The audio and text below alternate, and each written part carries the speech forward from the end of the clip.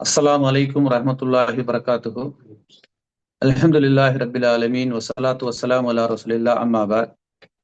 கண்ணியத்திற்குரிய சகோதர சகோதரிகளே, அல்லாஹ்வுடைய மாபெரும் கிருபையினால் இந்த வருடத்து ரமலானுடைய நோன்பை நோற்றவர்களாக அல்லாஹ்வுடைய மார்க்கத்தை பற்றி தொடராக அறிந்து கொள்வதற்காக நாம் ஒன்று கூடியிருக்கின்றோம். இன்றைய தினம் சகோதரர் ஹிதாயத்துல்லா அவர்கள் இஸ்லாத்தில் மிக வலியுறுத்தப்பட்ட ஜக்காத்தை பற்றியும் அதை எவ்வாறு நாம் கையாள வேண்டும் என்ற பைத்துல் மால் பற்றிய விளக்கங்களையும் சமுதாயத்திற்கு மிகவும் அரிய ஒரு பணியாக அவர்கள் தொடர்ந்து தொண்டாற்றி கொண்டு வருகின்றார்கள். எந்த அளவிற்கு என்று கேட்டால், அல்லாஹு ரப்புல் ஆலமீன் தனது திருமறையிலே அகீமுஸ்ஸலா ஆத்து ஜக்கா என்று ஒன்றுக்கு பல இடங்களில் தொழுகையை எங்கெல்லாம் அல்லாஹ் நினைவூட்டுகின்றானோ, வலியுறுத்துகின்றானோ அங்கெல்லாம் ஜக்காத்தையும் நினைவூட்டி வலியுறுத்தி இருந்தும் சமுதாயம் தொழுகையில் இருந்து ஜக்காத்தை மிக பாரதூரமாகவே வைத்து பார்த்து கொண்டு இருக்கக்கூடிய ஒரு காலகட்டத்திலே ஜக்காத் என்றால் என்ன, சதக்கா என்றால் என்ன, பைத்துல் மால் என்றால் என்ன, அதை அல்லாஹ்வுடைய தூதர் நபி ஸல்லல்லாஹு அலைஹி வஸல்லம் அவர்களும் எந்த நோக்கத்திற்காக இந்த சமுதாயத்தின் மீது கடமையாக்கினார்கள், அதை அல்லாஹ்வுடைய தூதர் நபி ஸல்லல்லாஹு அலைஹி வஸல்லம் எப்படி பயன்படுத்தி வெற்றி பெற்றார்கள், அவர்களுடைய எல்லா செய்திகளும் நம்மிடத்தில் இருந்தும் அதை முறையாக நம்முடைய வாழ்க்கையில் நாம் பயன்படுத்தாமல், அதை சரியான முறையில் வழிநடத்தாமல் நாம் இருக்கின்றோம் என்றதை தங்களுடைய மிகப்பெரிய ஒரு கவலையாக எடுத்துக்கொண்டு ஒவ்வொரு ஊரிலும் சென்று பைத்துல் மாலை துவக்கி அந்த ஊரில் இருக்கக்கூடிய மக்களுடைய அந்த ஏழ்மை நிலைக்கு ஜக்காத்தை தவிர ஒரு தனிப்பட்ட மனிதன் எவ்வளவுதான் ஒரு குறிப்பிட்டவர்களுக்கு கொடுத்து உதவினாலும் அந்த பைத்துல் மால் மூலம் கொடுத்து உதவக்கூடிய ஒரு முறை என்பது ஒரு மனிதனுடைய முன்னில் போய் நின்று வாங்குவதிலிருந்து தவிர்க்கின்றது. இது முதல்ல ஒரு இஸ்லாமிய சமுதாயத்திற்கு இருக்கக்கூடிய மிகப்பெரிய ஒரு கண்ணியம். ஒரு மனிதனிடத்துல போய் வாங்கணும்னா அவன் கொஞ்சம் கூனி குறுக்கி தான் வாங்கணும். பைத்துல் மால்ல போய் வாங்கினா இவனுடைய உரிமையை வாங்குகிறான், கொடுக்கக்கூடியவன் அவனுடைய கடமையை செய்கிறான் என்று இந்த சமுதாயம் எப்போதும் தலை நிமிர்ந்து வாழ வேண்டும் என்ற மிகப்பெரிய ஒரு சமுதாயத்துக்குரிய கண்ணியமும் இதில் புதைந்திருக்கிறது என்பதை குர்ஆனிலிருந்தும் ஹதீஸிலிருந்தும் ஆதாரங்களோடு நம்முன் விளக்குவார்கள். நிச்சயமாக இது நாம் ஒவ்வொரு முஸ்லிமும் விளங்கி பிறருக்கு விளக்கக்கூடிய ஒரு விஷயங்கள் என்பதை விளங்கி சகோதரர் உரையாடக்கூடிய அந்த விஷயங்களை நாம் உள்வாங்கி அதன் அடிப்படையில் நம்முடைய எதிர்கால வாழ்வை அமைத்துக் கொண்டு இம்மையிலும் மறுமையிலும் வெற்றி பெறக்கூடிய பாக்கியத்தை எல்லாம் வல்ல அல்லாஹ் நம்மில் ஒவ்வொருக்கும் தந்தல்வானாக என்று துவா செய்தவனாக சகோதரர் அவர்களை பேச அழைக்கின்றேன். வஸ்ஸலாத்து வஸ்ஸலாம் அலா ரசூலில் கரீம். புகழ் அனைத்தும் உலக மக்கள் அனைவரையும் படைத்த ஒரே இறைவனுக்கே உரித்தாகட்டும். சாந்தியும் சமாதானமும் உலக மக்கள் அனைவருக்கும் அருள்கொடையாக வந்துதித்த அண்ணல் நபி ஸல்லல்லாஹு அலைஹி வஸல்லம் அவர்கள் மீதும் இந்த நிகழ்விலே காணொலியிலே கேட்டுக்கொண்டிருக்கக்கூடிய உங்கள் அனைவர் மீதும் உண்டாகட்டும்.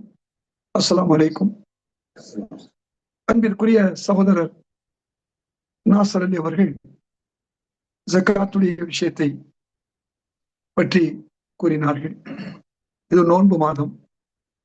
நோன்புக்கு ஏன் இவ்வளவு முக்கியத்துவம் என்று சொன்னால், ஹதீஸே குத்ஸிலே வருகிறது, அஸ்ஸௌமு லீ வ அனா அஜ்ஸி பிஹி. நோன்பு என்னை சார்ந்தது, அதற்கு நானே கூலி தருகிறேன் அல்லது நானே கூலியாகிறேன் என்றும் சொல்லப்படுகிறது. அந்த அடிப்படையில நோன்பு என்பது இறைத்தன்மைக்கு நம்மை இட்டுச் செல்கிறது. இருந்தும் இல்லாத ஒரு நிலை, அதுதான் நோன்பினுடைய பலர் சபானம் இருக்கிறது. தாகம் இருந்தும் நாம் அருந்துவதில்லை. தட்டிலே அறுசுவை உணவு இருக்கிறது, பசி இருந்தும் நாம் புசிப்பதில்லை. கட்டிலே அழகிய மனைவி இருக்கிறார், இருந்தும் கூட நாம் அதை அடைவதில்லை. காரணம், இது இருந்தும் இல்லாத ஒரு தன்மை இறைவனுக்கு உள்ளது. அந்த தன்மையை நோக்கி நோன்பு இட்டு செல்வதால் தான் ஒரு மிகுந்த ஒரு அதற்கு நற்பலன்கள் கூலிகள் உண்டு. அத்தகைய ஒரு காலத்திலே நாம் இருந்து கொண்டிருக்கிறோம். இந்த மாதம் முழுமையும் நோன்பிருந்து அல்லாஹ் அந்த பிற கடமைகளையும் நாம் முறையாக அறிந்து ஹலால் ஹராமையும் அறிந்து ஒரு உண்மையான முஸ்லிமாக நாம் இருக்க வேண்டும் என்று சொன்னால் அதற்கு நமக்கு தேவை பல்வேறு அறிவுரைகள் அல்லது ஆலோசனைகள். அந்த அடிப்படையில இன்று சில ஆலோசனைகளை, ஜக்காத் என்ற ஒரு கடமை இன்று பொதுவாக ஒரு எத்தியமான ஒரு நிலையில பெரும்பாலான நாடுகளிலே இருந்து கொண்டிருக்கிறது. அதன் காரணமாகத்தான் முஸ்லிம்கள் மிகப்பெரிய பின்னடைவை சந்தித்திருக்கிறார்கள். இன்னொரு காரணம், திருக்குரானை நாம் ஆய்வதில்லை, படிப்பதில்லை. அஃபலா யததப்பரூன் அஃபலா யஅகிலூன் அஃபலா யன்துரூன். குரானை ஆராய்ச்சி செய்ய வேண்டாமா? குரானை உற்று பார்க்க வேண்டாமா? குரானை நீங்கள் உணர்ந்து பார்க்க வேண்டாமா என்றெல்லாம் அல்லாஹ் குரானிலே கூறுகின்றான். ஆனால் நாம் வெறும் போதுதலோடு நாம் நிறுத்திக் கொள்கிறோம். ஆக நாள்தோறும் குறைஞ்சபட்சம் ஒரு 2 பக்கம் 3 பக்கமாவது குரானை நாம் படித்து ஆய்ந்து அறிந்தால் நமக்கு மார்க்கம் எளிமையாக கிடைத்துவிடும். இந்த அடிப்படையில் தான் இன்று ஜக்காத்தை படித்தவர்களும் படிக்காதவர்களும் அறியாத ஒரு சூழ்நிலை இருப்பதற்கு காரணம், திருக்குரான் பக்கத்திலே நாம் போவதில்லை. ரசூல் ஸல்லல்லாஹு அலைஹி வஸல்லம் 13 ஆண்டுகள் மக்காவிலே இருக்கும் பொழுது அவர்களுக்கு வந்த வசனங்கள் எல்லாம் மிம்மா ரஸக்னாக்கும் யுன்ஃபிகூன், நாங்கள் தந்ததிலிருந்து நீங்கள் செலவு செய்யுங்கள் என்றுதான் வரும். எப்பொழுது ஜக்காத்து கடமையானதோ அன்றிலிருந்து ஜக்காத்துடைய முழு விளக்கங்கள் நமக்கு கிடைத்தது. அதற்கு முன்பு இப்படி இருந்தார்கள், நாமும் இப்படி இருப்போம் என்று நாம் இருந்து விட்டால் அது நிச்சயமாக சரியாக இருக்காது. அல்லாஹ் என்ன கட்டளையை நமக்கு சொன்னானோ அந்த கட்டளையை பின்பற்றுவது மட்டும்தான் தக்வாவாக, இறைபக்தியாக இருக்கும். அது மட்டுமல்லாமல் நமக்கு ஒரு மிகப்பெரிய அனுகூலம், நபிகள் நாயகம் ஸல்லல்லாஹு அலைஹி வஸல்லம் அவர்கள் அதை எவ்வாறு பின்பற்றினார்களோ அவ்வாறு நாம் பின்பற்றுவதற்கும் ஒரு வாய்ப்பு நமக்கு கிடைத்திருக்கிறது. இந்த 2ஐயும் நாம் பின்பற்றாமல் நாம் கடமையான 5 கடமைகளிலே ஒரு கடமையான ஜக்காத்தை நாம் தவறவிட்டோம் என்று சொன்னால் உள்ளபடியே நம்முடைய நிலை என்ன? நபிகள் நாயகம் ஸல்லல்லாஹு அலைஹி வஸல்லம் அவர்கள் கூறுகிறார்கள், லா ஸலாத்தன் லிமன் லா ஜக்காத்த லஹு. ஜக்காத்தை செலுத்தாதவனுக்கு தொழுகையே கிடையாது. அடுத்த ஹதீஸ், ஜக்காத்து செலுத்தாதவனுடைய தொழுகையை ஒப்புக்கொள்ள அல்லாஹ் மறுக்கிறான். ரிஜெக்ட். நம்ம தொழுகை யாருக்கு? ஜக்காத்து கொடுக்க வேண்டிய நிசாப் இருந்தும் கொடுக்காதவர்களுக்கு. இது எல்லாருக்கும் அல்ல. அடுத்த ஹதீஸ், ஒருவர் களிமா சொல்லி தொழுது ஜக்காத்தும் செலுத்தவில்லை என்றால் அவரோடு போர் புரியுமாறு அல்லாஹ் எனக்கு உத்தரவிட்டுள்ளான், அவர் நிராகரித்து விட்டார் என்ற இந்த 3 ஹதீஸும் தஃப்சீர் இப்னு கசீரிலே 9வது அத்தியாயம் 5வது வசனத்திற்கு விளக்கம் வருகிறது. சகோதரர் நாசர் அவர்கள் சொன்னது போன்று அகீமு ஸலாத்த வ ஆத்து ஜக்காத்த என்று ஏன் அல்லாஹ் தஆலா திருக்குரானிலே 2ஐயும் இணைத்து சொல்லுகின்றான்? தொழுகையோடு நோன்பையோ தொழுகையோடு ஹஜ்ஜையோ சொல்லவில்லை. காரணம், 2ம் இரட்டை கடமை. முதல் கடமை தொழுகைதான், சந்தேகம் இல்லை. ஆனால் அதற்கு இணையான கடமைதான் ஜக்காத் என்பதை இந்த சமூகம் விளங்கவில்லை. தொழுகைக்கு கொடுக்கக்கூடிய முக்கியத்துவத்தை நாம் ஜக்காத்துக்கு கொடுக்க வேண்டும்.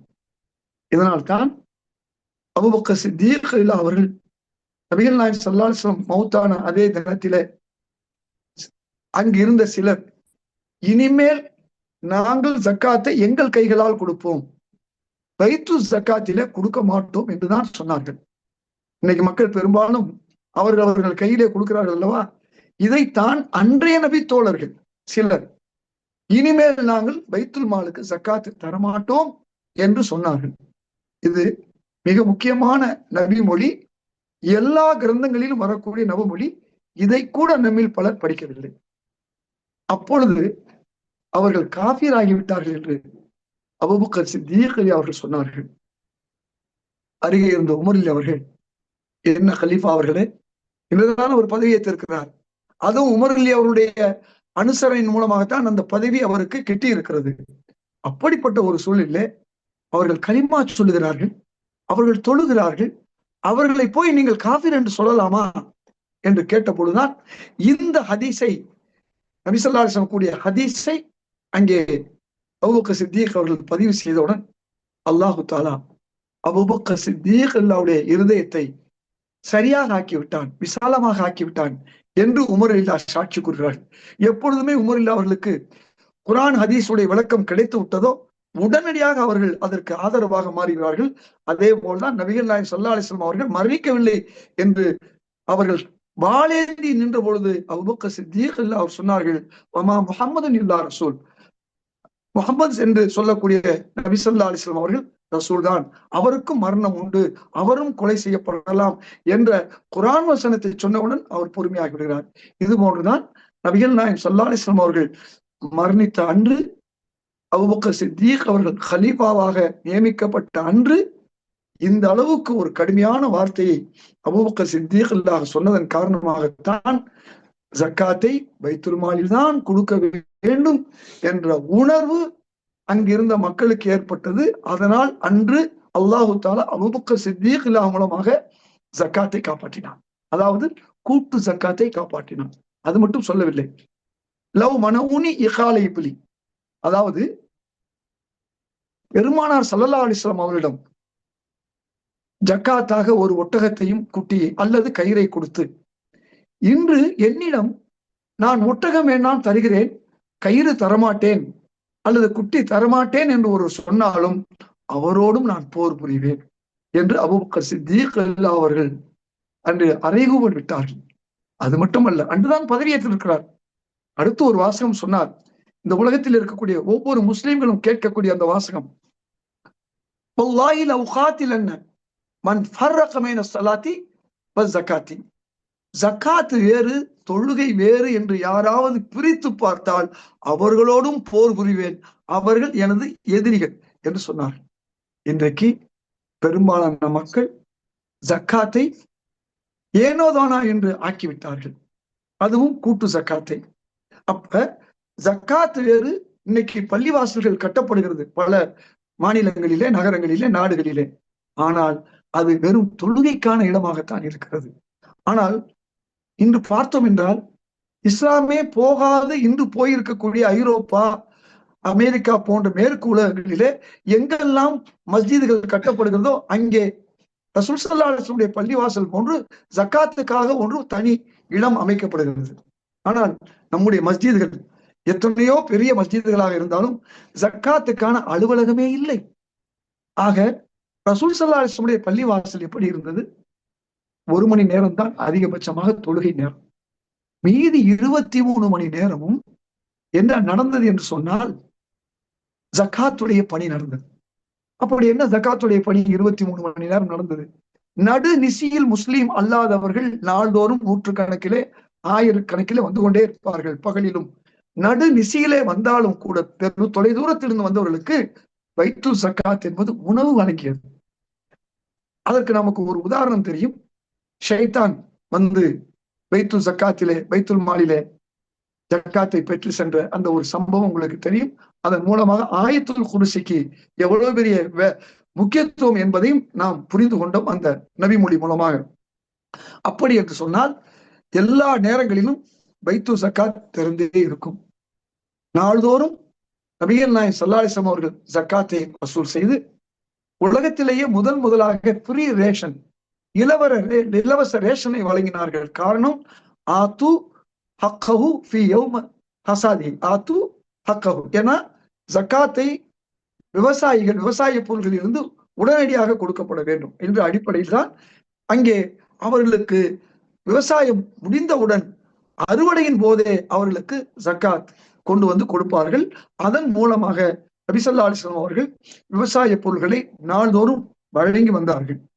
அது உதாரணமாக வருஷத்துக்கு ஒரு முறை அல்ல, அதாவது வியாபார பொருள்கள் அல்லது தங்கம் போன்றவற்றில் ஆண்டுக்கு ஒரு முறை நமக்கு கணக்கு போடலாம். இது முக்கியமான விஷயம். ஒரு அறுவடை என்பது 3 முறை 4 முறை கூட நடக்கும். ஒரு தேங்காய் வெட்டு விழுகிறது என்று சொன்னால் எத்தனை முறை வெட்டு விழுகும்? ஒவ்வொரு முறையும் கொடுக்கப்படும். அப்படி கொடுக்கப்பட்டதனால்தான் இலவச ரேஷனை உலகத்திலே முதலாக வழங்கினார்கள். நபி யூசுப் அலைஹிஸ்ஸலாம் அவர்கள் கூட எதையாவது பெற்றுதான் அவர்கள் கொடுத்தார்கள். இது மக்கள் உலகத்துக்கு தெரியப்படுத்த வேண்டிய விஷயம். அது மட்டுமல்ல, மாத உபகார சம்பளம் என்று சொல்லக்கூடிய, அதாவது மந்த்லி பென்ஷன் இன்றைக்கு அரசாங்கங்கள் தருகிறத, இவையெல்லாம் முதலில் ஆரம்பித்து வைத்தது, துவக்கி வைத்தது யாருன்னு சொன்னால் நபிகள் நாயகம் ஸல்லல்லாஹு அலைஹி வஸல்லம் அவர்கள். அவர்கள்தான் மந்த்லி பென்ஷன், மாத உபகார சம்பளம் என்று ஹதீஸிலே வரும். முதியவர்கள், விதவைகள், ஏழைகள், இப்படி அனைத்து தரப்பினருக்கும் அவர்கள் மாதந்தோறும் பென்ஷன் வழங்கினார்கள். பைத்துல் மால் மூலமாக. அது மட்டுமல்ல, முஹாஜிர் அன்சார் என்று இருவரை அண்ணன் தம்பியாக ஆக்கி வைத்திருந்தார்கள். எப்பொழுது நபி ஸல்லல்லாஹு அலைஹி வஸல்லம் அவர்கள் ஜக்காத்தை வசூல் செய்ய வேண்டும் என்று அல்லாஹ் குர்ஆனிலே கட்டளையிட்ட போது வசூல் செய்து பைத்துல் ஜக்காத்தை துவங்கினார்களோ அன்றே அந்த நிஸ்பத் தொடர்பு முறிந்து விட்டது. என்ன காரணம் என்று சொன்னால், ஒருவர் உணவுக்காக வேண்டி வேலை செய்ய போவார், இன்னொருவர் மஸ்ஜிதிலே அன்றைய பாடங்களை படித்துக் கொண்டிருப்பார். மாலை வந்தவுடன் அவர் இவருக்கு வாழ்வாதாரத்தை வழங்குவார், இவர் அன்றைய அறிவை, அன்று பெற்ற கல்வியை அவருக்கு வழங்குவார். இதைத்தான் ஒரு சகோதரர் சுப்பிரமணியன் என்று சொன்ன சகோதரர் ஒரு கூட்டத்திலே பேசும்போது, உலகத்திலேயே மாலை நேர கல்லூரிக்கு காரணமானவர் யார் தெரியுமா? உங்கள் நபிகள் நாயகம் என்று சொன்னார். அது மட்டுமல்ல, சகோதரர் பீட்டர் அல்போன்ஸ் உங்களுக்கு தெரியும், தமிழகத்திலே ஒரு முன்னாள் MP. அவர் சொன்னார், நாங்கள் கிறிஸ்தவ சகோதரர்கள் 600 ஆண்டுகள் உங்களை விட அதிகமாக குழுக்களாக நாங்கள் சண்டையிட்டுக் கொண்டிருந்தோம். எப்பொழுது உங்கள் நபிகள் நாயகம் இந்த மண்ணிலே அவதரித்தாரோ என்று அவர் தன் மஸ்ஜிதிலே கல்வி கூடத்தை துவங்கினாரோ, ஆலயத்தில் பள்ளிக்கூடம் என்பதை அதற்கு பிறகுதான் நாங்கள் துவங்கினோம், அதற்கு நாங்கள் கான்வென்ட் என்று பெயர் கொடுத்தோம் என்று சொன்னார். இந்த மதரசா, கல்விக்கூடம், கல்லூரியை ஆலயத்தில் உருவாக்கியது நபி ஸல்லல்லாஹு அலைஹி வஸல்லம் முதலில். அப்பொழுது இந்த பைத்துல் ஜக்காத் வந்த பிறகு படித்துக் கொண்டிருந்த மாணவருக்கு, சஹாபாக்களுக்கு கல்வி உதவி தொகையை கொடுத்தார்கள். ஆக முதலில் ஸ்காலர்ஷிப் என்று சொல்லக்கூடிய கல்வி உதவி தொகையை கொடுத்தது யார் என்று சொன்னால், இந்த உலகத்திலேயே நபி ஸல்லல்லாஹு அலைஹி வஸல்லம் அவர்கள். அது மட்டுமல்ல, மருத்துவம், 2 வகையான மருத்துவமனையை உலகத்திலே துவங்கியது அவர்கள்தான். பிறகுதான் மாமூன் ஹாரூன் ரஷீத் காலத்தில் அது மிக பெரிதாக கட்டப்பட்டது. மஸ்ஜித் நபவிக்கு அருகாமையிலே 2 மருத்துவமனை, ஒன்று இராணுவ மருத்துவமனை, மற்றொன்று பொது மருத்துவமனை. எகிப்திலிருந்து வந்த ஒரு மருத்துவரை தனது மஸ்ஜிதிலே, அந்த மருத்துவமனையிலே பணியமர்த்த நியமித்தார்கள். அந்த ஹதீஸும் உங்களுக்கு தெரியும். அவர் புகார் செய்கிறார் நபிகளாரை பார்த்து, ஸல்லல்லாஹு அலைஹி வஸல்லம் அவர்களே, உங்கள் தோழர்கள் என்னிடம் வருவதில்லை அதிகமாக, நான் இருக்கவா போகவா என்று கேட்ட பொழுது, இல்லை இல்லை, எங்கள் தோழர்கள் பசித்துத்தான் உண்பார்கள். திருவள்ளுவர் கூறியது போன்று, அதாவது மருந்தன வேண்டாவா யாக்கைக்கு அருந்தியது அற்றது போற்றியுனின் என்ற அந்த வாசகப்படி நபி ஸல்லல்லாஹு அலைஹி வஸல்லம் சொன்னார்கள். அதாவது எங்கள் தோழர்கள் பசித்து உண்பார்கள், 5 நேரம் தொழுகிறார்கள், ஆகவே அவர்களுக்கு நோய் குறைவாகத்தான் இருக்கும், இருந்தாலும் நீங்கள் இருந்து பார்த்து செல்லுங்கள் என்று சொன்னார்கள். அது மட்டுமல்ல, வெறும் பத்ர் போரோ உஹது போரோ மட்டும் போர் அல்ல, நாம் மாதந்தோறும் நாள்தோறும் படைகள் சென்று கொண்டே இருக்கும். அதாவது தாவா என்ற அழைப்பு பணிக்காக வேண்டி. அப்படி செல்லக்கூடியவர்களுக்கு ஏதாவது விபத்து ஏற்பட்டால் அவர்களை வைத்தியம் செய்வதற்கு என்று ஒரு தனி பகுதியை மருத்துவமனையாக ஆக்கியிருந்தார்கள். அதிலே முதலில் நர்ஸ் என்று சொல்லக்கூடிய செவிலியரையும் நபி ஸல்லல்லாஹு அலைஹி வஸல்லம் அவர்கள் தான் நியமித்தார்கள். இது மட்டுமல்ல, மதீனாவிலே மார்க்கெட், இவையெல்லாம் பைத்துல் மால் மூலமாக நடந்த விஷயங்கள். அதனால்தான் நபி ஸல்லல்லாஹு அலைஹி வஸல்லம் அவர்களை அல்லாஹ் தஆலா உஸ்வத்துல் ஹஸனா என்று சொல்கிறான். இப்படி சாப்பிட்டார்கள், இப்படி தூங்கினார்கள், இப்படி மலம் ஜலம் கழுவினார்கள் என்பதை சொல்லிக் கொண்டு இதுதான் முன்மாதிரி என்று இன்று பலர் பேசிக் கொண்டிருக்கிறார்களே, அவர்கள் அறிய வேண்டிய முன்மாதிரி இது மட்டுமல்ல. மதீனாவிலே யூதரிடம் கையிலே தான் மார்க்கெட், அந்த வியாபாரம் இருந்தது. அவர்கள் 10-11 மணிக்கு தூங்குவார்கள். இவர்கள் அரபிகள், அதுவும் மதீனாவாசியில் அவர்கள் போய் வேலை செய்வார்கள். தோழர்கள் கருவிகளை தயார் செய்து, விவசாய கருவி தயார் செய்து அங்கே கொண்டு போய் கொடுப்பார்கள். அவர்கள் விற்பனை செய்து விட்டுதான் இவர்களுக்கு பணம் கொடுப்பார்கள். இப்படி இருந்த ஒரு நிலையை மாற்றி மஸ்ஜித் நபவி அருகே மதீனா மார்க்கெட் என்ற ஒன்றை உருவாக்கி சுபுகு நேரத்திலேயே வியாபாரம் துவங்கிவிடும். இதன் காரணமாக வெளிநாடுகளிலிருந்து, வெளியூர்களில் இருந்து வரக்கூடியவர்கள் எல்லாம் மதீனா மார்க்கெட் வந்து முதலிலே விற்பனையை துவங்கி விட்டதன் காரணமாக யூத பொருளாதாரத்தை கொஞ்சம் கொஞ்சமாக அது நசுங்கக்கூடிய ஒரு நிலை ஏற்பட்டது. இப்படி பல்வேறு வகையிலும் நபி ஸல்லல்லாஹு அலைஹி வஸல்லம் அவர்கள் செய்த சேவைகள் என்பது சாதாரணமல்ல. நூலகம் கூட அன்று எழுதப்பட்டது எவ்வாறு தோள்களிலும், அந்த தோள்களிலே எழுதப்பட்ட அவை பள்ளிவாசலிலே அடுக்கி வைக்கப்பட்டிருக்கும். எந்தெந்த அத்தியாயம் என்று இருக்கும். வரக்கூடிய மக்கள் நபி ஸல்லல்லாஹு அலைஹி வஸல்லம் பள்ளிவாசல் இல்லாத நேரங்களிலே அந்த ஆயத்துகளை, அந்த குர்ஆன் வசனங்களை எடுத்து படிப்பார்கள், வெளியூரிலிருந்து வரக்கூடிய அரபிகள். இப்படித்தான் ஒரு நூலகமும் நபி ஸல்லல்லாஹு அலைஹி வஸல்லம் அவர்கள் தனது மஸ்ஜிதிலே வைத்திருந்தார்கள். நூலகம் தனியாக இருந்தது உலகத்திலே நமக்கு தெரியும். பள்ளிவாசலிலே ஒரு நூலகத்தை உருவாக்கிய அந்த பெருமையை நபி ஸல்லல்லாஹு அலைஹி வஸல்லம் அவர்கள் தான். ஆக இத்தகைய நபி ஸல்லல்லாஹு அலைஹி வஸல்லம் தான் சொன்னார்கள், ஜக்காத் என்றால் அல்லாஹு தஆலா இந்த கடமையாக்கிய ஜக்காத்தை அல்லாஹ் வசூல் செய் என்று கட்டளை இடுகிறான். ஜக்காத் என்றால் அது வசூலிக்கப்பட வேண்டிய, குத் மின் அம்வாலிஹிம் ஸதகா, அவர்களுடைய செல்வத்திலிருந்து ஜக்காத்தை எடுத்துக் கொள்ளுங்கள் என்று அல்லாஹ் சொல்லுகிறான். பறிமுதல் செய்யுங்கள் என்று சொல்லுகிறான். இஸ்லாமிய அரசாங்கமாக இருந்தால் தாராளமாக பறிமுதல் செய்ய முடியும், எடுத்துக்கொள்ள முடியும். இது பாகிஸ்தானிலே அக்கௌண்டிலிருந்து பணம் எடுக்கப்படுகிறது. அதே போன்று சவுதி அரேபியா போன்ற நாடுகளிலே அவர்கள் TDS போன்று சம்பளத்திலே பிடிக்கப்படுவதாக நான் கேள்விப்படுகிறேன். ஆனால் இப்படி இருக்கும் பொழுது இந்தியா போன்ற இஸ்லாம் அல்லாத நாடுகளிலே வசூல் செய்யப்பட வேண்டும். வசூல் செய்தால் மட்டும்தான் என்ன நன்மை கிடைக்கிறது என்று அல்லாஹ் அட்டவணை போடுகிறான். துத்தஹிருஹும், நீங்கள் சுத்தமாவீர்கள், உங்கள் பொருள் சுத்தமாகும், நீங்கள் செல்வந்தராக இருப்பீர்கள், உங்கள் பொருள் சுத்தமாக இருப்பதால் உங்கள் வாரிசுகளும் செல்வந்தராக இருப்பார்கள். அடுத்து அல்லாஹ் சொல்றான், துஸக்கீஹி பிஹா, உங்கள் பாவம் அழிந்து நீங்கள் பரிசுத்தவான்களாக மாறுகிறீர்கள். அது மட்டுமல்ல, இந்த தூய்மையான அந்த ஜக்காத்தை கொடுத்ததன் மூலமாக உங்கள் பொருள் சுத்தமாகி விடுகிறது, உங்களுக்கு தீயினால் நஷ்டம் ஏற்படாது. இது ஹதீஸ். திருட்டினால் நஷ்டம் ஏற்படாது. அதே போன்று நீங்கள் ஜக்காத்தை பொது நிதியத்திலே கொடுக்கும் பொழுது பொதுவான நஷ்டங்கள் ஏற்படாது. ஆக அல்லாஹ் இந்த பொருளை தூய்மையாக்குகிறான், உங்கள் பொருளை. அடுத்து ஆன்மா சுத்தமாகிறது. அடுத்து சல்லி அலைஹிம், ரசூலை அவர்களுக்கு நீங்கள் ஸலவாத்து சொல்லுங்கள் என்று அல்லாஹு தஆலா கட்டளையிடுகிறான்.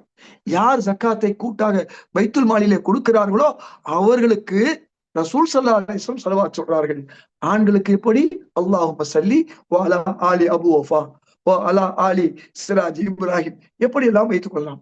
பெண்கள் கொண்டு வந்த ஜக்காத்தை கொடுக்கும் பொழுது ஸல்லல்லாஹு அலைகி வ அலா ஜௌஜிகி, ஓ பெண்ணே உனக்கும் உன் குடும்பத்தாருக்கும் ஸலவாத் என்று அங்கே ரசூல் ஸல்லல்லாஹு அலைஹி வஸல்லம் சொல்வதாக ஒவ்வொரு குர்ஆனுடைய வசனத்திற்கும் ஹதீஸ்கள் பதிவு செய்யப்படுகிறது. அடுத்து இன்ன ஸலவாத்தக ஸகுனுல் லஹும், உங்கள் ஸலவாத் அவர்களுக்கு கிடைத்தால் அவர்களுக்கு நிம்மதி கிடைக்கும். சிலர் கேட்கலாம், இங்கே ரசூலுல்லாஹி ஸல்லல்லாஹு அலைஹி வஸல்லம் இல்லையே, எனக்கு எப்படி ஸலவாத் சொல்வார்கள்? அவரிடம் நீங்கள் கேட்கலாம், நீங்கள் ஸலவாத் சொல்கிறீர்களா ரசூலுக்கு?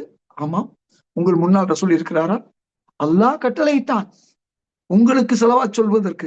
அப்படித்தான் ரசூலுல்லாஹ்வுக்கு கட்டளை இடுகிறான். ரசூல் ஸல்லல்லாஹு அலைஹி வஸல்லம் ஜக்காத்தை பைத்து ஜக்காத்திலே செலுத்துவவர்களுக்கு ஸலவாத் சொல்கிறார்கள். எப்படி என்பதை நாம் பற்றுக்கணும். அது மட்டுமல்ல, அலம் யாலமு அன்னல்லாஹு யக்பலு தௌபா, உங்களுக்கு விளங்கலையா, புரியலையா என்று சூரே தௌபா 104வது வசனத்திலே அல்லாஹ் கேட்கிறான். நீங்கள் ஜக்காத்தை கொடுத்தால் உங்களுடைய தௌபாவை ஏற்றுக்கொள்கிறேன். எவ்வளவோ பாவங்கள் செய்கிறோம், ஆனால் தௌபா கேட்கிறோம், ஏற்றுக்கொண்டதா என்று நமக்கு தெரியாது. ஆனால் ஜக்காத்தை முறையாக செலுத்துபவர்களுக்கு யக்புலு தௌபா, பிரசன்ட் டென்ஸ்லே, கையிலே காசு வாயிலே தோசை என்று சொல்வார்கள். அந்த அடிப்படையில இங்க அல்லாஹ் யக்புலு தௌபா என்று சொல்கிறான். ஓ யஹுது சதகா, உன் ஜக்காத்தை நானே எடுத்துக்கொள்கிறேன் என்று சொல்கிறான். நீங்க ஜக்காத்தை பைத்துல் மால்ல கொடுக்கும் போது அல்லாஹ்வுடைய அக்கவுண்ட்ல கிரெடிட் ஆயிடுச்சுன்னு அல்லாஹ் சொல்றான். இதை கேள்வி கேட்டார்கள் அபூ ஹுரைரா ரலியல்லாஹு அவர்கள். இந்த குர்ஆனுடைய வசனம் முரண்பாடாக இருக்கிறது என்று ரசூல் ஸல்லல்லாஹு அலைஹி வஸல்லம் கேட்கும் பொழுது ரசூல் ஸல்லல்லாஹு அலைஹி வஸல்லம் சொன்னார்கள், இல்லை, அதாவது குல் ஹுவல்லாஹு அஹத் அல்லாஹு ஸமத் என்று அல்லாஹ் சொல்கிறான். அல்லாஹ் தேவையற்றவன் என்று சொல்லும்போது அல்லாஹ் எதற்கு மக்களுடைய ஜக்காத்தை எடுத்துக்கொள்ள வேண்டும் என்று கேட்ட பொழுது ரசூல் ஸல்லல்லாஹு அலைஹி வஸல்லம் சொன்னார்கள், ஜக்காத் பைத்துல் மாலுக்கு வந்து அங்கிருந்து ஒரு ஏழை கையில் விழும் பொழுது அவன் ஏழை இல்லை, இறைவனே தனது வலது கையால் பெற்றுக் கொள்கிறான். திருநெல்வேலிக்கு அல்வா கொடுக்குற மாதிரி அல்லாவுக்கே நீங்க கொடுக்குறீங்க, அல்லாஹ் வாங்கி கொள்கிறான். ஆக ஏழையின் சிரிப்பில் இறைவனை காண்போம் என்று எங்கோ சொன்னது வேறு எதுவும் இல்லை. இந்த நபிமொழிதான் நமக்கு சொல்லப்படுகிறது. அது மட்டுமல்ல, அல்லாஹு தாலா ஜக்காத்தை நீங்கள் கூட்டாக செலுத்தும் போது இவ்வளவு நன்மைகளையும் சொல்லிவிட்டு கடைசியாக சொல்கிறான், லா இக்ரஹ ஃபித்தீன் என்று நாம் சொல்வோம். இஸ்லாத்தில் கம்பல்சரி இல்லை. இங்க அல்லாஹு தாலா எவ்வளவு எளிமா சொல்றான், குல் யாமலு, நான் சொன்ன மாதிரி ஜக்காத்து கொடுத்தா குடு, இல்லையா உன் விருப்பம் போல் கொடுத்து தொலை. கோபத்தோடு சொல்கிறான். அடுத்த வரி சொல்கிறான், அதாவது குல் யாமலு வஸயரல்லாஹு அமலக்கும், அல்லாஹு தாலா உன் அமல்களை பார்த்து கொண்டிருக்கிறான். ஜக்காத்தை எவ்வாறு நீ செலுத்துகிறாய் என்பதை பார்க்கிறான். நபிமார்கள் பார்க்கிறார்கள், மூமீன்கள் பார்க்கிறார்கள். இப்பொழுதும் அபூ ஹுரைரா ரலியல்லாஹு அன்ஹு கேட்கிறார்கள், அல்லாஹ் பார்க்கிறான் என்று சொன்னீர்கள், நபிமார்கள் பார்க்கிறான் என்று சொன்னீர்கள், யார் இந்த மூமீன்கள்? நபி ஸல்லல்லாஹு அலைஹி வஸல்லம் இதற்கு ஹதீஸை சொல்கிறார்கள், வழிமொழியை சொல்கிறார்கள், வேறு யாரும் அல்ல, மௌத்தா போன உன் தாய் தந்தை, உன் பாட்டன் பாட்டி, தாத்தா பாட்டி, இவர்களும் பார்த்து கொண்டிருக்கிறார்கள் என்று நபி ஸல்லல்லாஹு அலைஹி வஸல்லம் அவர்கள் சொன்னார்கள். இன்று நாம் என் தாத்தாவிற்கு அதை செய்ய வேண்டும், என் தகப்பனாருக்கு இதை செய்ய வேண்டும் என்று சொல்கிறோம். ஒன்னும் செய்ய வேண்டியல. ஒழுங்கா ஜக்காத்த கணக்கு போட்டு அற்ப காசு. ஜக்காத் என்பது அல்லாஹ் குர்ஆனிலே சொல்கிறான், வயம்னவுனல் மாஉன், அற்ப காசு. இது பன்னூல் ஆசிரியருடைய அந்த தஃப்சீரிலே அலிலல்லாஹ் அவருடைய ரிவாயத்து, அபூ ஹுரைரா ரிவாயத்து, மாஊன் என்று சொன்னால் அற்ப காசு. அது கூட அல்லாஹ் எப்படி சொல்கிறான், எம்னவுனல் மாவுன், ஜக்காத்தை கொடுக்காதவர்களை பற்றி சொல்லவில்லை, ஜக்காத்தை பைத்துல் மாலுக்கு கொடுப்பவர்களை தடுப்பவர்களை பற்றி சொல்கிறார். ஏன் உன் கையில் கொடுத்தால் உனக்கு எவ்வளவு பெருமையாக இருக்கும், ஏன் உன் ஜக்காத்தை நீ கொண்டு போய் பைத்துல் மாலிலே கொடுக்கிறாய் என்று யாராவது சொன்னால் அவர்களை பார்த்து, தடுப்பவர்களை பார்த்து அல்லாஹ் சொல்கிறான். இந்த வசனத்தில் தான் லா ஸலாத்த லிமன் லா ஜக்காத்த லஹு வருகிறது. ஜக்காத்தை செலுத்தாதவனுக்கு தொழுகை இல்லை என்பதற்கு என்ன வருகிறது, அரை தல்லதி யுகذிபு பித்தீன் ஃபதாலிக அல்லதி யதுல் யதீம் வலா யஹுல் வலா தஆமில் மிஸ்கீன் ஃபவைலுல் லில்முஸல்லீன். தொழுகையாளிகளுக்கு நரகம். தொழுக சொன்ன அல்லாஹ் தொழுகையாளிகளுக்கு நரகம் என்று ஏன் சொல்ல வேண்டும்? அவன் ஏழைகளுக்கு வாழ்வாதாரம் வழங்க மாட்டான், ஆனால் தொழுவான். அவன் அனாதைகளை ஆதரிக்க மாட்டான், ஆனால் தொழுவான்.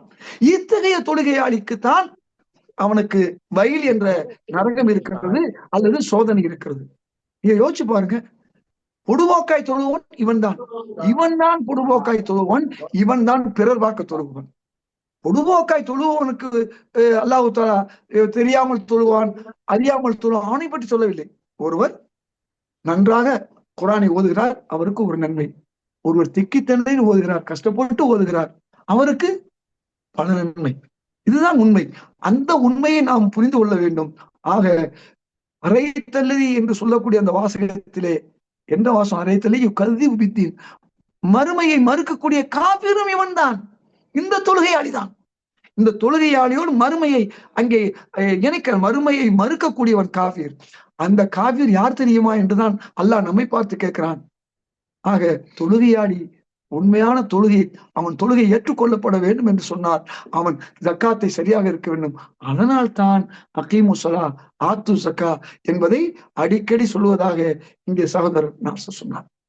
அன்பு சகோதரர்களே, இந்த ஜக்காத்தை ரசூல் ஸல்லல்லாஹு அலைஹி வஸல்லம் எப்படி வசூல் செய்து இவ்வளவு நல்ல காரியங்களையும் அவர்கள் செய்தார்களோ, அப்படி நாம் செய்திருந்தால் என்ன நடந்திருக்கும்? நபி ஸல்லல்லாஹு அலைஹி வஸல்லம் காலத்திலே 11 பகுதிகளிலே முஅல்லிம்களை அனுப்பினார்கள். அந்த முஅல்லிம்களை அங்கே பைத்துல் மாலை உருவாக்கினார்கள். அப்படி உருவான ஒன்றுதான் முஆத் இப்னு ஜபல் ரலியல்லாஹு அன்ஹு சென்ற யமன் தேசம். யமன் தேசத்திற்கு ரசூல் ஸல்லல்லாஹு அலைஹி வஸல்லம் இருக்கும்போது அனுப்பப்பட்ட முஆத் 6-7 ஆண்டுகளுக்கு பிறகு ஜக்காத்தை யமனிலிருந்து மதீனாவுக்கு தலைநகருக்கு அனுப்புகிறார். அப்பொழுது ஆட்சியில் இருந்தது யார்? உமர் ரலியல்லாஹு அவர்கள். அவர்களுக்கு கடும் கோபம் வருகிறது. இன்றைய ஆட்சியாளர்கள் என்ன சொல்வார்கள்? இன்னும் கொஞ்சம் அனுப்பி விடுங்கன்னு சொல்லுவாங்க. ஆனா உங்களிடம் என்ன சொல்லி அனுப்பியார் நபி ஸல்லல்லாஹு அலைஹி வஸல்லம்? எந்த ஹதீஸ்? இந்த ஒரு ஹதீஸ் தான். இந்த ஒரு ஹதீஸை மட்டும் இந்த சமூகம் விளங்கி கொண்டால் ஜக்காத்து இன்றைக்கு அனாதை நிலைக்கு ஏற்பட்டிருக்காது. இந்த சமூகம் வறுமையிலே நீடித்திருக்காது, கல்லாமையிலும் இல்லாமையிலும் நீடி இருக்காது. என்ன சொன்னார் தெரியுமா நபி ஸல்லல்லாஹு அலைஹி வஸல்லம் அவர்கள்? அஃபர்லல்லாஹு அலைஹிம் ஸதகா தூகது மின் அக்னியாயிஹிம் வ துரது அலா ஃபுகராயிஹிம். ஜக்காத்துனா என்ன? ஏதோ தொழுக, ஜக்காத்து, நோன்பு, ஹஜ்ஜி, இது 5 கடமை. அந்த 5 கடமைக்குள்ள ஜக்காத்துக்குடைய விளக்கத்தை நபி ஸல்லல்லாஹு அலைஹி சொல்றார்கள். அல்லாஹ் ஜக்காத்தை எவ்வாறு கடமையாக்கினான் தெரியுமா? உங்கள் ஊர் செல்வந்தரிடம் வசூல் செய்து உங்கள் பகுதி ஏழைகளுக்கு பங்கிடக்கூடிய அடிப்படையில் தான் ஜக்காத்தை கடமையாக்கி இருக்கிறான். வெறும் ஜக்காத்து கடமை அல்ல. இப்படி இருந்தால்தான் அதுக்கு ஜக்காத். இது ரசூல் ஸல்லல்லாஹு அலைஹி வஸல்லம் சொன்னது. அங்கே நான் இவ்வளவு நேரம் சொன்னது குத் மின் அம்வாலிஹிம் சொன்னது அல்லாஹ் சொன்னது. அப்படி என்றால் கூட்டாக கொடுக்கப்பட்டால் அதற்கு பேர் ஜக்காத். இதை இந்த சமூகம் விலகிக் கொள்ள வேண்டும். தனியாக கொடுப்பது கொடுப்பாது அவர்கள் விருப்பம். நாம் யாரையும் நாம் தடுக்க முடியாது. ஆனால் அல்லாஹ்வும் ரசூலும் என்ன சொன்னான் என்பதைத்தான் நீங்க சொல்ல வேண்டும். கூட்டாக கொடுப்பதும் போதுதான் உங்களுக்கு ஒவ்வொரு நன்மையா கிடைக்குது. தனியா நீங்க கொடுங்க என்று குர்ஆன்ல எங்கேயுமே சொல்லல. இன்னம ஸதகாத்து லில் ஃபுகரா வல் மசாகின் என்று சொல்லக்கூடிய அந்த வசனத்துல 9வது அத்தியாயம் 60ல வல் ஆமிலீன் அலைஹா, வசூல் செய்பவர்களுக்கும் அந்த 8 வகையினர் கொடுக்கணும்னு சொல்லிட்டு இந்த 8 வகையினருக்கு உரிமையாகும் அல்லாஹ் குர்ஆன்ல சொல்றான். இந்த 8 பேருக்கு உரியவை என்று சொல்றான். இந்த 8 பேருக்கு கொடுன்னு சொல்லல. எங்கேயாவது ஒரு வார்த்தையை காமிக்க முடியுமா குர்ஆன்ல? ஜக்காத்தை நீ உன் கையா கொடு, ஏழைக்கு கொடு, பிச்சைக்காரனுக்கு கொடு, உன் சொந்தக்காரனுக்கு கொடு என்று எங்காவது குர்ஆனில இருக்கிறதா? ரொம்ப தெளிவா அல்லாஹ் குர்ஆனில சொன்னது மட்டுமல்ல, ஃபரீலத்தம் மினல்லாஹ், இது அல்லாஹ்விடம் இருந்து வந்த கடமை என்று அல்லாஹ் சொல்றான். எந்த கடமைக்கும் அல்லாஹ் அப்படி சொல்லல. என்னிலிருந்து வந்த கடமை என்று ஏன் சொல்லுகிறான் என்று சொன்னால், தொழுகை அவனிடம் வந்ததுதான். ஆனால் தொழுகையை நபி ஸல்லல்லாஹு அலைஹி வஸல்லம் அவர்கள் நமக்கு கற்றுக் கொடுத்தார்கள். அல்லாஹ் தஆலா திருக்குர்ஆனிலே மிக முக்கியமான தொழுகையை பற்றி என்ன சொல்கிறான்? அகீமு ஸலா வர்கஉ வஸ்ஜுது கிதாபன் மௌகூதா, நேரத்தில் தொழுதுகொள். இன்னும் இன்ன ஸலாத்த தன்ஹா அனில் ஃபஹ்ஷாஇ வல் முன்கர், அதனுடைய சிறப்புகளை சொல்கிறான். 5 நேர தொழுகை என்று அல்லாஹ் சொல்லி இருக்க வேண்டாமா? ஒவ்வொரு தொழுகைக்கு 3 ரக்காயத்து 4 ரக்காயத்து 2 ரக்காயத்து சொல்லி இருக்க வேண்டாமா? எவ்வளவு முக்கியமான விஷயம் சொல்லவில்லையே. எப்படி தொழுகின்ற முறையவாத அல்லாஹ் சொல்லி இருக்கலாம் அல்லவா குர்ஆனிலே? ஒரு அரை பக்கம் போதாதா? தலாக்குக்கு பல பக்கம் சொல்லணுமா? பாகப்பிரிவனுக்கு பல பக்கம் சொல்லக்கூடிய அல்லாஹ், ஜக்காத்தை பற்றி விளக்கமாக சொல்லக்கூடிய அல்லாஹ், சதக்காவை விளக்கமாக சொல்லக்கூடிய அல்லாஹ், தொழுகை விஷயத்தில் ஏன்? வேற ஒன்றும் காரணம் இல்ல. அது ஹுக்கூக்குல்லா, நோன்பு ஹுக்கூக்குல்லா, ஹஜ்ஜு ஹுக்கூக்குல்லா, நமக்கும் இறைவனுக்கும் உள்ள கடமை. திருக்குர்ஆனுடைய முழுமையாக நீங்கள் படித்து பார்த்தால் 95% மனிதனுக்கு செய்ய வேண்டிய கடமைதான், மனிதனுக்கு அறிவுறுத்தல் தான் இருக்கிறதே ஒழிய மனிதன் இறைவனுக்கு செய்ய வேண்டிய கடமை தெளிவாக இல்லை. நோன்பாக இருந்தாலும் ஹஜ்ஜாக இருந்தாலும் நமக்கு கற்றுக் கொடுத்தது நபி ஸல்லல்லாஹு அலைஹி வஸல்லம் அவர்கள் தான். ஆக தொழுகை கீழானதல்ல, தொழுகைதான் நம்பர் 1, தொழுகைதான் தலை. ஆனால் அதற்கு இணையான கடமையாக ஜக்காத்தை ஏன் விளக்கமாக அல்லாஹ் சொன்னான் என்று சொன்னால், காரணம் அதிலே ஹுக்கூக்குல்லாவும் இருக்கிறது, ஹுக்கூக்குல் இபாதும் இருக்கிறது. இந்த ஹுக்கூக்குல் இபாது இருப்பதன் காரணமாகத்தான் அல்லாஹு தஆலா இந்த அளவுக்கு தெளிவாக சொல்லுகிறான். இதை நாம் விளங்கிக் கொள்ள வேண்டும். ஆக அல்லாஹ் குர்ஆனிலே தெளிவாக சொன்ன விஷயத்தை தெளிவில்லாமல் இருக்கிறோம். இந்த அல்லாஹ் தான் சொல்லுகிறான், உறவினர்களுக்கு நீ சதகாவிலிருந்து கொடு. லைஸல் பிர் அன் துவல்லவ் உஜூஹக்கும் கிப்லல் மஷ்ரிகி வல் மக்ரிபி, குர்ஆன் 2வது அத்தியாயம் 177. உறவினர்களுக்கு உபகாரம் செய்ய என்று சொல்லிவிட்டு அடுத்த வரியே இன்னும் தொழுகையை கடைபிடித்து ஜக்காத்தையும் கொடு என்று அல்லாஹ் சொல்கிறான். ஜக்காத் வேறு, தொழுகை வேறு. 83வது அத்தியாயம் 2வது சூரா பக்ராவிலே அல்லாஹ் சொல்கிறான், பெற்றோருக்கும் உறவினருக்கும் உபகாரம் செய் என்றால் உற்றார் உறவினருக்கு நாம் நம்முடைய பணத்திலிருந்து கொடுக்க வேண்டும். 2.5 விழுக்காடு அல்லாஹ்வுக்கு சேர வேண்டிய பணம். அதுக்கு ஜக்காத்துக்கு ரசூல் ஸல்லல்லாஹு அலைஹி வஸல்லம் வைத்திருக்கப்பட்ட பேர் என்ன தெரியுமா? மாலுல்லா, அல்லாஹ்வுடைய பணம். சம்பாதித்தது நீங்கள் தான். அதுல 2.5 விழுக்காடு அல்லாஹ்வுடைய பணம். அதற்கு இன்னொரு பட்ட பேர் ரசூல் ஸல்லல்லாஹு அலைஹி வஸல்லம் வைத்திருக்கிறார்கள், அவுசாகுன் நாஸ், மனிதர்களுடைய அழுக்கு, விஷம். இந்த அழுக்கை போக்குவது உங்கள் கடமை. அந்த அழுக்கை எடுத்து நீங்கள் அப்புறப்படுத்தி விட வேண்டும். அதை பைத்துல் மாலில கொடுத்து விட வேண்டும். உங்களுக்கு அது அழுக்கு, செல்வந்தர்களுக்கு, ஏழைகளுக்கு அது பரிசுத்தம். அது அல்லாஹ்வுடைய பணம். ஆக இந்த அடிப்படையை நாம் புரிந்து கொண்டு உறவினர்களுக்கு நம்முடைய 97.5 விழுக்காட்டிலிருந்து நாம் கொடுக்கும்போது சதக்கா ஹயாத் ஆகிறது. இங்கே 2.5 பைத்துல் மாலில் கொடுக்கும்போது ஜக்காத்தும் ஹயாத் ஆகிறது. இன்னைக்கு 2ஐயும் போட்டு குழப்பி மக்கள் மத்தியில விவரம் அறிந்தவர்கள் கூட குழம்பி போயிருக்கிறதன் காரணமாக ஏன் குர்ஆனை படிக்கவில்லை, ஹதீஸை படிக்கவில்லை, ஆராய்ச்சி செய்யவில்லை. இதுதான் மிக முக்கியமான விஷயம். அல்லாஹு தஆலா தெளிவாக சொன்னதை ஸல்லல்லாஹு அலைஹி வஸல்லம் அவர்கள் அழகான ஹதீஸ்களிலே நமக்கு சொல்லியும் கூட நாம் செய்யவில்லை. இந்த ஜக்காத்தை முறையாக நாம் வசூலிக்க வேண்டும். ஏதோ கொடுப்பவர்களுக்கு மட்டும் நன்மை இல்லை. அல்லாஹ் சொல்றான், குர்பாத்து இந்தல்லாஹ், அதாவது ஸலவாத்து மின் ரசூல், கொடுப்பவர்களுக்கு தான் அல்லாஹ்வுடைய நெருக்கமும் ரசூலுடைய ஸலவாத்தும் கிடைக்கும். அந்த அடிப்படையிலே இப்படி வந்தால் அந்த வறுமையை ஒழிக்க முடியும். காதல் ஃபக்குரு ஐயக்குனல் குஃப்ரா. இன்னைக்கு குஃப்ரிலே முஸ்லிமா இருப்பவர்களும் சென்று கொண்டிருக்கிறார்கள் என்று காரணம் வறுமைதான். தெளிவாக சொன்னார் ரசூல் ஸல்லல்லாஹு அலைஹி வஸல்லம். அல்லாஹ் சொன்னான், கைலா யகுனு தூலத்தன் பைன அக்னியாய் மின்கும். உங்களுடைய செல்வம் உங்களுடைய சுற்றங்களிலே மட்டும் உங்க செல்வங்களிடம் மட்டும் சுற்றி கொண்டிருக்க கூடாது, மக்களுக்கு செல்ல வேண்டும்.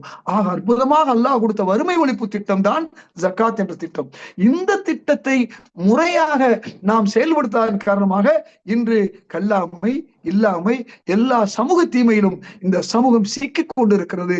ஆக அந்த காலத்திலே ஜக்காத்துடைய பணத்தின் மூலமாக மிகப்பெரிய கல்வி புரட்சி நடந்தது, மிகப்பெரிய சமூக புரட்சி நடந்தது, மிகப்பெரிய பொதுமக்களுக்கான விவரங்கள் எல்லாம் செய்யப்பட்டது. நான் சொன்னேன்,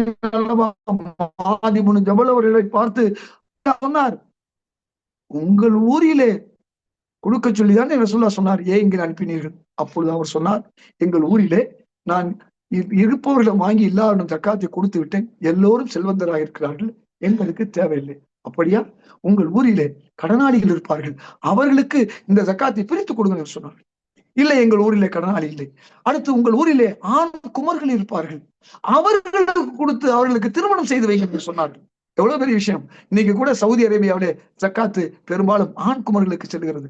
அதுவும் இல்லை என்று சொன்ன பிறகுதான் உங்கள் ஊரிலே முசாஃபிர் கானா போன்று பொது குளம் வெட்டுவது அல்லது தண்ணீர் கொடுப்பது என்று பொது காரியங்களுக்கும் ஜக்காத்தை பயன்படுத்தலாம் என்று உமரில்லா அவர்கள், இன்றைக்கு எந்த தராவீஹ் தொழுகையை நாம் தொழுது கொண்டிருக்கிறோமோ உமரில்லாவுடைய வழியிலே அவர்கள்தான் ஜக்காத்திற்கும் இப்படிப்பட்ட ஒரு விளக்கத்தை தந்திருக்கிறார்கள்.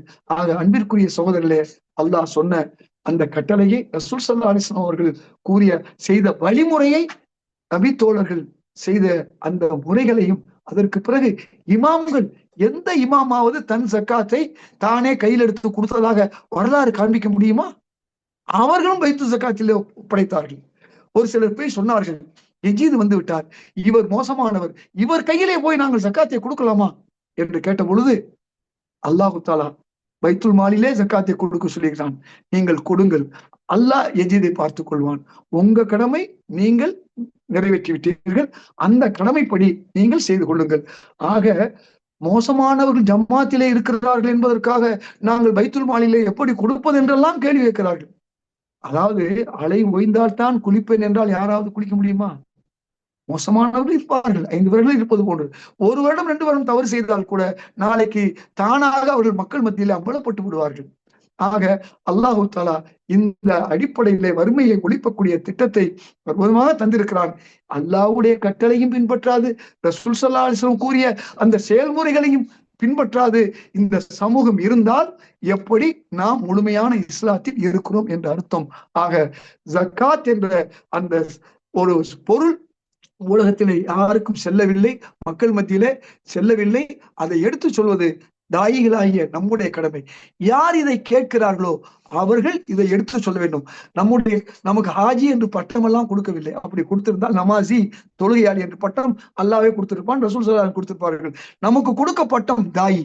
ஒவ்வொரு முஸ்லிமும் தாயி. எதை இன்றைக்கு கேட்டோமோ, இப்பொழுது என்னிடம் கேட்ட விஷயங்களை நீங்கள் இன்னொருவருக்கு நீங்கள் எடுத்து சொல்லித்தான் ஆக வேண்டும். அதுதான் அமானத். ஆக நான் எல்லா இடங்களிலும் சொல்ல முடியாது. ஆக எல்லா காலங்களிலும் குர்ஆன் வந்து கொண்டு இருக்காது. எல்லா காலையும் ரசூல் ஸல்லல்லாஹு அலைஹி வஸல்லம் அவர்கள் நமக்கு வரமாட்டார்கள். அதனால்தான் ஹாத்தமுன் நபி. ஆகவே நமக்கு கிடைத்த குர்ஆன் ஹதீஸ் இமாம்களுடைய ஆதாரங்களை வைத்து நாம் முறையாக ஜக்காத்தை பேணினால் நம் தொழுகை பேணப்படும், நம் ஈமான் பேணப்படும், இஸ்லாம் முழுமையாக பெறும். இன்னும் ஒரு வார்த்தையை சொல்லி நான் முடித்துக் கொள்கிறேன். மற்ற கடமைகளுக்கு நேரடியாக அல்லாஹு தஆலா தண்டனையை அறிவிக்கவில்லை, மறைமுகமாக அறிவித்திருக்கிறான். ஜக்காத்திற்கு மட்டும்தான் அல்லாஹு தஆலா 9வது அத்தியாயம் 34, 35 தெளிவாக சொல்கிறான் தண்டனை எவ்வாறு என்று. அந்த ஜக்காத்துடைய பொருள் உங்களுடைய விழா பொருள்களிலும் முதுகலிலும் குத்தப்படும். ரசூல் ஸல்லல்லாஹு அலைஹி சொன்னார்கள், உங்கள் நெற்றியிலும் குத்தப்படும் என்று. அது மட்டுமல்ல, 50,000 சனத்தின் 50,000 ஆண்டுகள் உங்களுக்கு நரக வேதனை. அதுவும் எப்படி? அது ஹதீஸில் அபூ ஹுரைரா அறிவிக்கிறார்கள், முஸ்லிமிலே பதிவாயிருக்கிறது. ஜக்காத்து செலுத்தாத மூமினுக்கு 50,000 ஆண்டுகள் நரக தண்டனை, தீர்ப்புக்கு முன்னதாக. தீர்ப்புக்கு பிறகு நமக்கு நன்மை கிடைக்கலாம். ஆக இவ்வளவு கடுமையாக சொல்லப்பட்ட ஜக்காத் விஷயத்தை நாம் கொஞ்சமாவது அக்கறை எடுக்க வேண்டும் என்று கூறிக்கொண்டு இந்த வாய்ப்பு தந்த நண்பர்களுக்கு நன்றி கூறி இந்த காணொலியை பார்ப்பவர்கள் பிறருக்கு நீங்கள் எடுத்து சொல்லக்கூடிய தாயிகளாக மாற வேண்டும் என்று கூறி விடைபெறுகிறேன். அஸ்ஸலாமு அலைக்கும் வரஹ்மத்துல்லாஹி வபரகாத்துஹு.